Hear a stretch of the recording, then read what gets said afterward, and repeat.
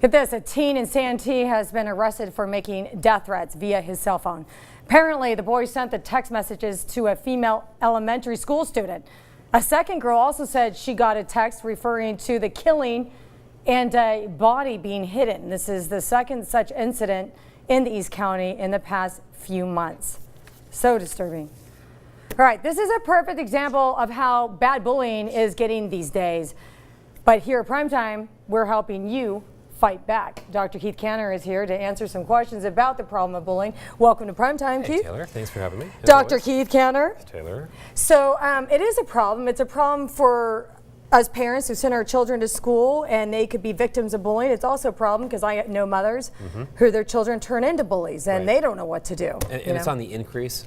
We have like a 64% bully problem now, and as you've heard and we know, it goes on cyber and everything else. So we really have to put our heads together to really stop cyber's this. really crazy. It's a whole other issue because people get worse when they can't see the other person. So if you're going to bully somebody and you do it from afar, it's actually worse than face to face. Because they can disconnect from it? They can disconnect, and they can say things that they wouldn't ordinarily say in person, and people do that.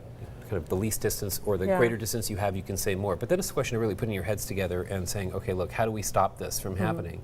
And the first thing you got to do is you have to educate your kids about bullies and about what's going on. These are not people who are happy people. They're not happy campers. And they're actually got their own issues and their own sufferings that they're playing out by being aggressive to other people. So not that you necessarily feel compassion for them, but you have to understand that this is coming from somewhere. And a lot of times when you explain that to kids, at least they're going, okay, it's not me. It's something with them that's getting provoked and acted upon me. And once that happens, then you can start to talk to your kids about, okay, well, what's the best way to handle that? And lots of parents have had different things that they've done over the years to do that. But the most important thing is that you really have to stand firm and be clear and avoid the conflict if you can. I mean, it could be so severe from a child committing suicide because they've been bullied so bad to the other side where you got mean girls at school. I mean, there's a certain age where kids just get mean and mean girls, right? So, well, we look at that, and you always typically it's coming from somewhere. It's coming from home. It's coming from insecurities, but it's bullying nonetheless. Right, and then the issue is how to deal with it. And you're right, it gets worse as it gets towards kind of the teen years. It's when it gets to its biggest point, and then it kind of tends to die off towards the latter part of high school. That's kind of how it goes. So kind of the early middle adolescent time, which is kind of the tough time for kids going through things. And lots is it identity crisis, or is it acting out because you have a troubled home, or maybe a learning disability? It could be any or all of those things. And one of the things that when you get into trying to stop it is you have to try to help figure out with that bully what's going on so you can stop the behavior before it starts. But important things that happen aside from working with your kids to come back with how to handle it. In other words, don't get into the conflict. Either avoid it or try to say something to dismiss yourself. We'll talk about how to handle the bully, how to stop it, but how do we handle the kid who's the victim of the bully? Right. Well, there's two sides to it. The victim of the bully, usually what happens is there's things that tend to go on with that child too. Okay, and usually with bullies and victims of bullies, oftentimes there's something with that child that they're having a hard time too, whether it's standing up to the bully or whatnot. But you've got to work with that child to understand better, how they're feeling and what's going on, but also help them develop better tools to deal with assertiveness when it comes into situations. But both sides of bullies and people who get bullied tend to have problems with aggression. And it's modulating it and dealing with it and becoming comfortable with it so it doesn't get acted upon. And so you want to really work with the kids who are getting bullied on, helping them feel like, it's not all about me, and helping them develop some coping strategies and some ways of trying to deal with it. Because not only is it hurtful for the person who's the victim, it's humiliating.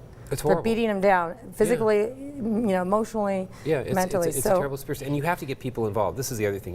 We try to encourage kids to handle it themselves first. Very important, giving them tools and talking about what to do and kind of coaching them along. But then we also have to, at times, if that doesn't work, we have to get people involved. You have to notify parents. You have to notify schools, and schools really have to help, because when kids are at school and bullying has happened, kids are always looking for limits.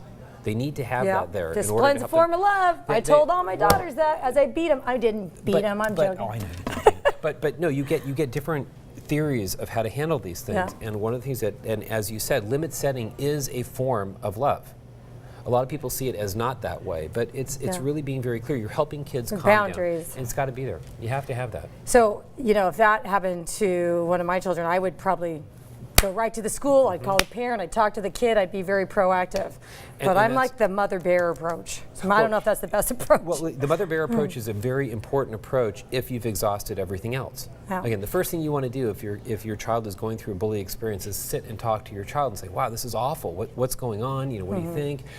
Get to know the situation. And as a parent, join with them in trying to find ways to alleviate it. And then also help your child figure out, is there something going on that they're not feeling good also? And if that doesn't work, then yes, then you have to encourage the next step and asking your child, is it okay now? You've tried, is it okay if we go to the teacher, go to the principal?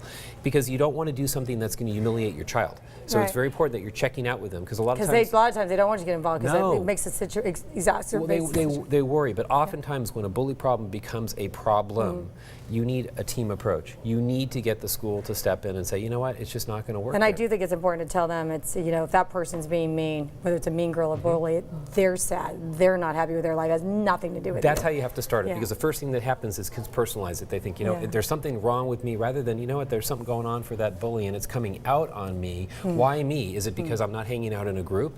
Is it me because, you know, I don't look very happy? Because, you know, usually there's things that happen that will cause a bully to go towards a person. So you're really helping both sides. If you do that early, we can stop it, but you got to catch it early. It's really important. If you are experiencing any of those situations, you can always contact Dr. Keith Cantor himself, or email us here at Crime Time.